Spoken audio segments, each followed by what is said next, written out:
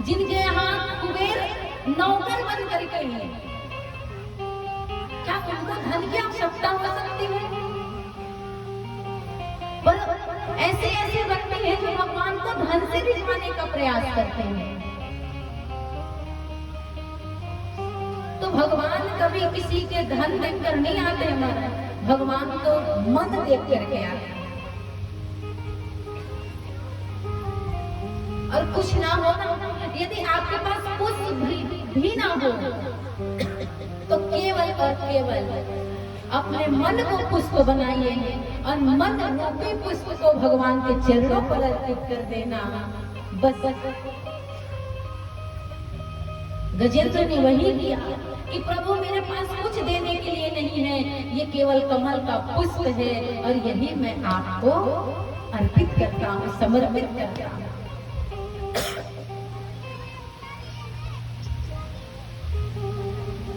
भगवान तुरंत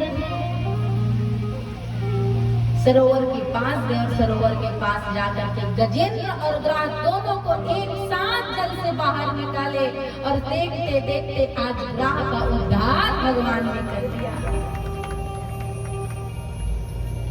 अब यहाँ पर प्रश्न उठता है कि आए थे तो गजेंद्र को बचाने के लिए, गजेंद्र की सहायता करने के लिए, लेकिन भगवान ने ग्राह का उद्धार किया, ग्राह को मोक्ष की प्राप्ति कराई। तो महाराज विद्वज्जन कहते हैं और शास्त्र भी कहता है, यदि आपसे भक्ति करके नहीं बनता ना, तो जो भगवान के भक्त हैं, जो संत हैं, आप उनके चरण को पकड़ लीजिए। भगवान अपने भक्त पर बाद में कृपा करेंगे, लेकिन जो भक्त के चरणों को पकड़ ले, भगवान सर्वप्रथम उस पर कृपा करते हैं। इसलिए भक्ति करते यदि नहीं बनता है तो किसी संत की शरणागति हो जाएगी, है ना? प्रेम से बोलो। इसीलिए गजेंद्र ग्राह का उद्धार भगवान ने किया। गजेंद्र ने 33 श्लोक में सुंदर भगवान की स्तुति किए हैं। जब भगवान प्रसन्न है गए, फिर गजेंद्र का भी उद्धार भगवान ने किया है। प्रेम से बोलिए वृंदावन हरियाली। सुंदर गजेंद्र का भी उद्धार किया। ये गजेंद्र कौन है? जिसके लिए स्वयं परमात्मा को आना पड़ा। तो ये गजेंद्र जो है इंद्रदूम्न नाम के राजा है, जो अपने पूर्व जन्म में, पिछले जन्म में भगवान के बहुत बड़े भक्त हुआ करते थे। ये इंद्रदूम्न जो है, इंद्रदूम्न नाम का जो राजा है, ये राज्य करता, और राजा को लगा कि अब राज्य करते बहुत समय हो गया और मैं राज्य में इतना डूब चुका हूँ कि भगवान की भक्ति ही भूल गया। तो मुझे तपस्या करना चाहिए, मुझे भक्ति करना चाहिए। तो एक इंद्रदूम्न नाम का राजा जो है, इंद्रदूम्न नाम का जो राजा है, ये चला गया पर्वत पर तपस्या करने के लिए। वहीं पर संत जन आए, ऋषि जन आए और देखा कि अरे राज्य कार्य छोड़ करके यहाँ गज की भांति बैठा हुआ है। इसलिए ऋषि ने श्राप दे दिया कि जाओ तुम गज हो जाओ, हाथी हो जाओ। ये वही इंद्रदूम्न नाम का राजा है जो गजेंद्र बन करके आया है। लेकिन गजेंद्र को जब कहीं सहारा नहीं मिला तो उनको अपना पिछला जन्म याद आया कि अरे मैं तो इंद्रदूम्न का राजा था और मैं भगवान का बहुत बड़ा भक्त था। तो इसलिए परमात्मा ही मुझे बचा सकते हैं। और फिर ऋषि का श्राप मिला था। जब इंद्रदूम्न राजा, जो इंद्रदूम्न नाम के जो राजा है, उन्होंने क्षमा याचना की,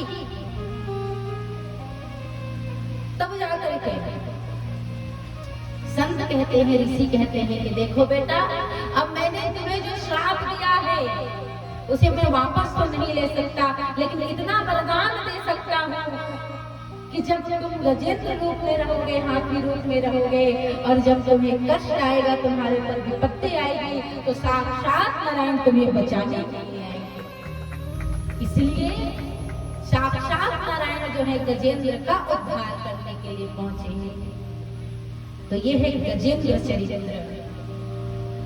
तो इससे हमें क्या शिक्षा मिलती है? क्या शिक्षा मिलती है? माया में पड़े रहना है, यही तो शिक्षा मिल रही है। माया में नहीं पड़ना है तो माया के पीछे नहीं पड़ना है, तो किसके पीछे पड़ना है? जो माया के पति है उसके पीछे पड़ना है। माया के पीछे नहीं, माया के पति के पीछे पड़ना है।